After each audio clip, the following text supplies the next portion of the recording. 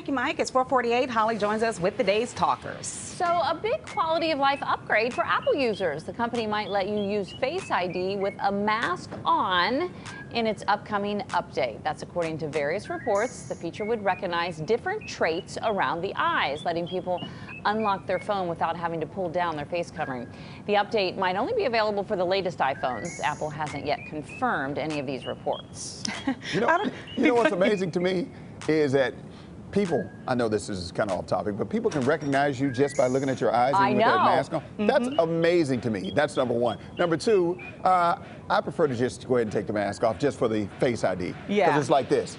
Yeah. And you're good, and it's back on. So yeah, you still have to do it at the airport, too. But, Holly, I don't know if I should be happy or sad about this news, because that means this is going to be a thing for a minute. Exactly. Like before. Yeah. Heavy sigh. Heavy sigh. Woosah. Woosah, right. All right, let's move on to this one. Well, or should I say, let's stick with things that could only happen in the age of COVID. A woman is going viral over a pretty big misunderstanding with her boyfriend. She tried to tell him she's pregnant by saying she knows why she feels ill and showing her positive pregnancy test results. But he thought it was a COVID test. She was confused when he started cursing in response, but eventually realized the mistake when he mentioned isolating for 10 days. They did eventually clear up the misunderstanding and are now celebrating becoming parents. Now here's the thing. If anybody should have had a phone and had a viral moment on this should have been on TikTok. Right. Because I would have loved to have seen her face when she's talking and he gets the misunderstanding and he's like,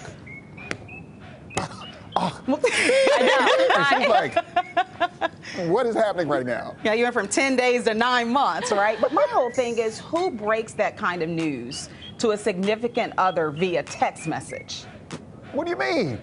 You don't want to tell them in person? Maybe she was so excited she couldn't control herself. Yeah. Just couldn't hold the news in. She's like, hey, guess what? But see, if she did, you would have seen her facial expression and his if someone else recorded it. But anyway, I just think to tell someone that through a text message is weird. And then to put it on TikTok, I don't know.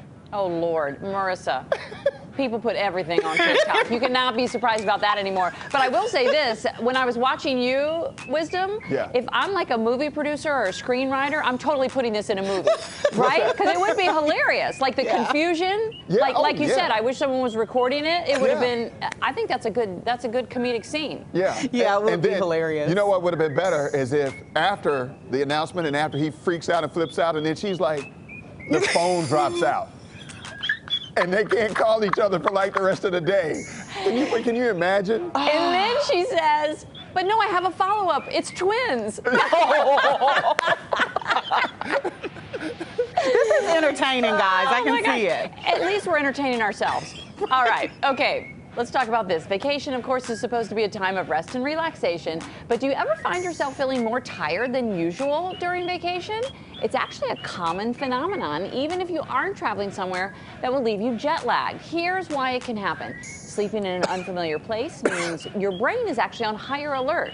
People tend to drink more on vacation, which can interfere with sleep, and you tend to be busy getting everything you need done before the vacation. So by the time you arrive, you are exhausted. I've been there. That last one is huge. Getting everything done before the vacation, you need a day to recover from that. Because you got to get everything, packed. You got to make sure everything's booked. You got to make sure everything's okay when you get there. Everybody's got all their stuff.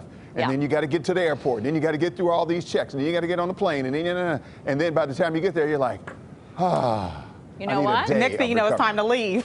Again. You need a vacation after a vacation. And that's why I always try to line up a day or two before I come back to work, because I'm always dragging. Right. So, I always try to make the most of it. I'm like, I want to go to the very last minute.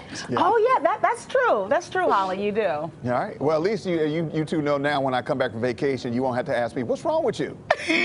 Oh. If you don't know, now you know. Now we know.